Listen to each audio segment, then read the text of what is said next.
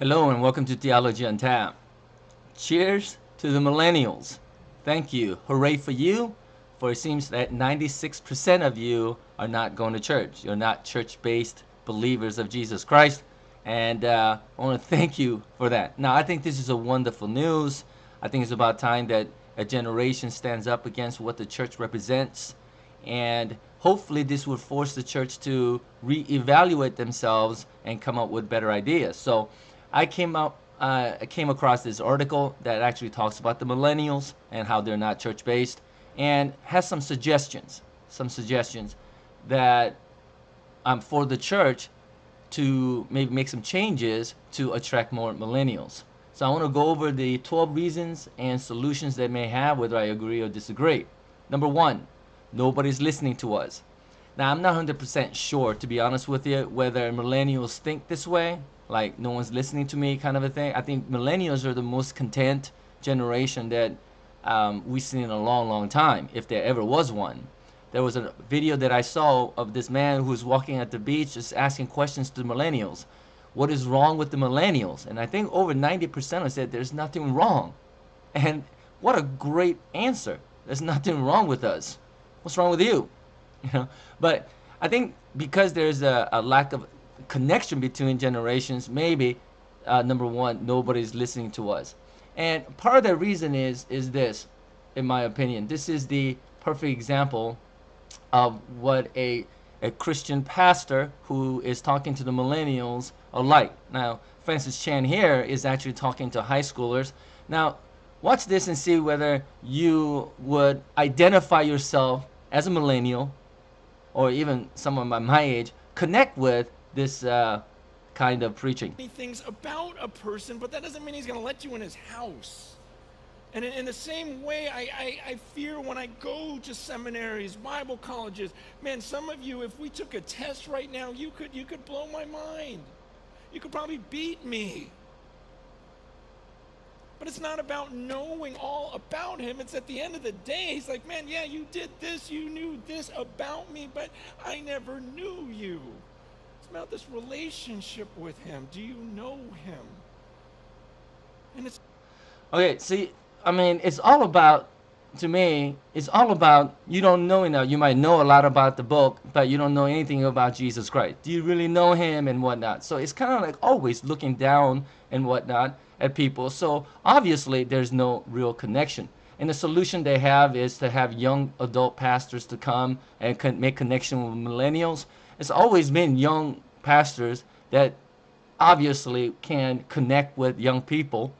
So that needs to be done. But the style has to change. The message has to change.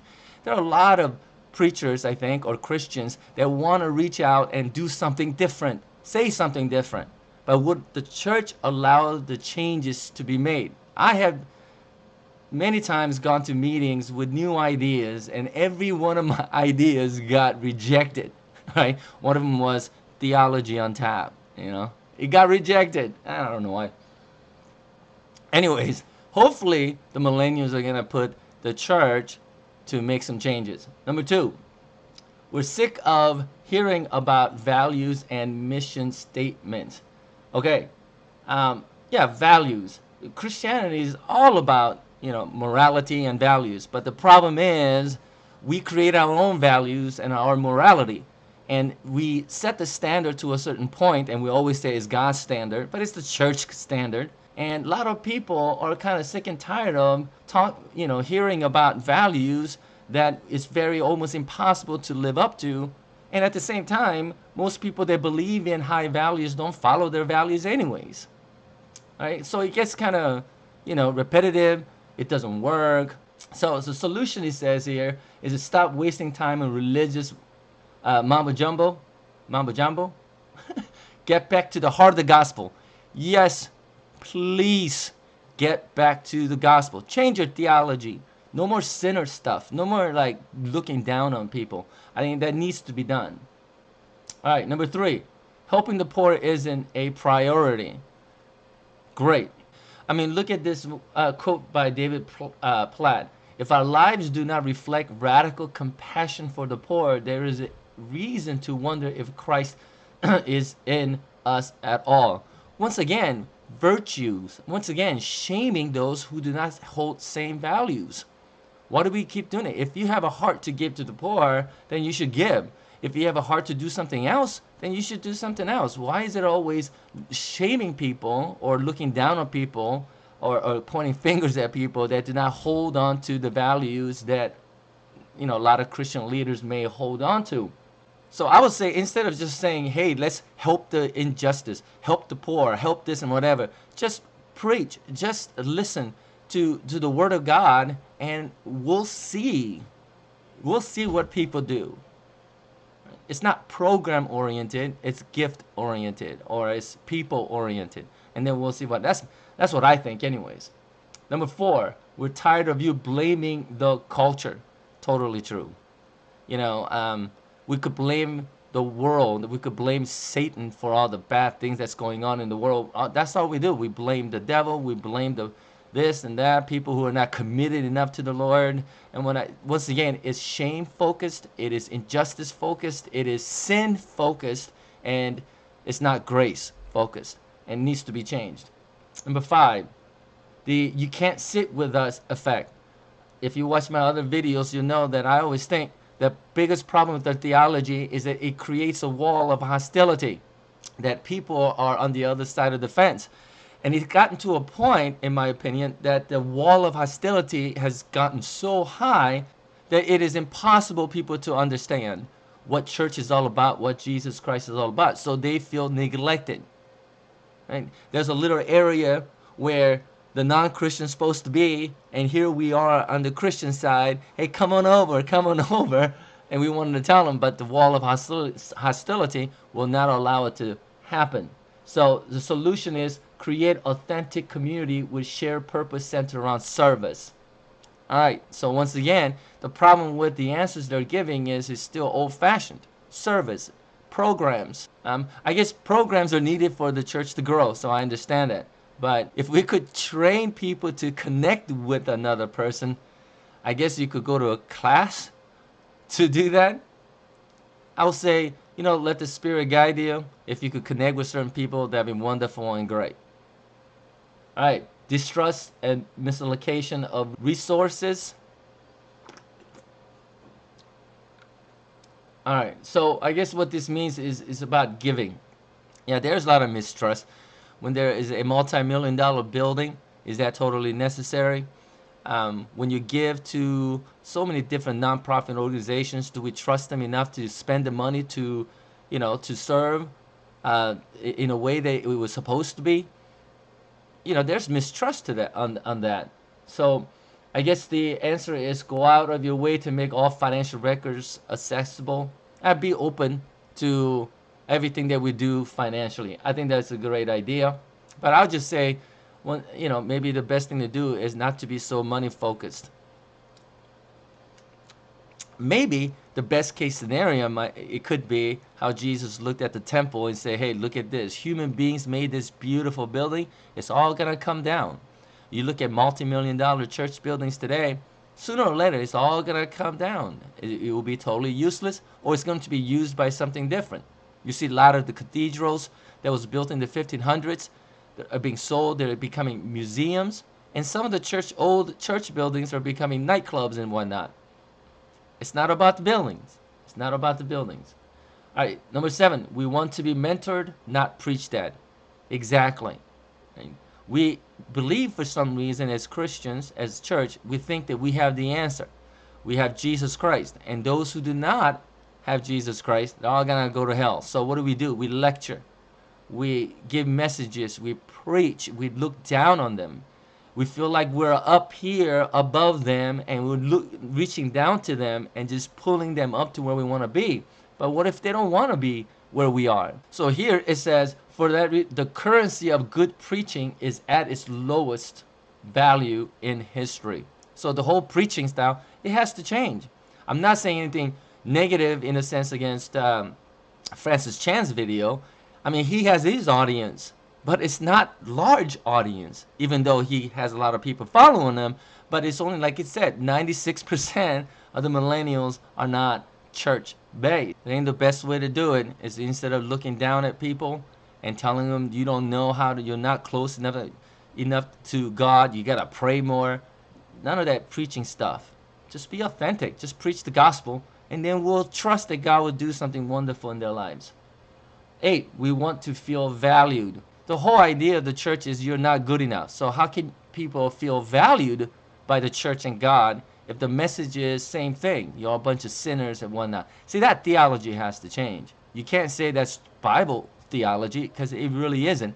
I'm making a bunch of videos just to show that the Bible is not clear about that. In fact, it says the opposite of that. So the message definitely has to change. All right, number 9, we want you to talk to us about controversial issues. Totally true. Totally true.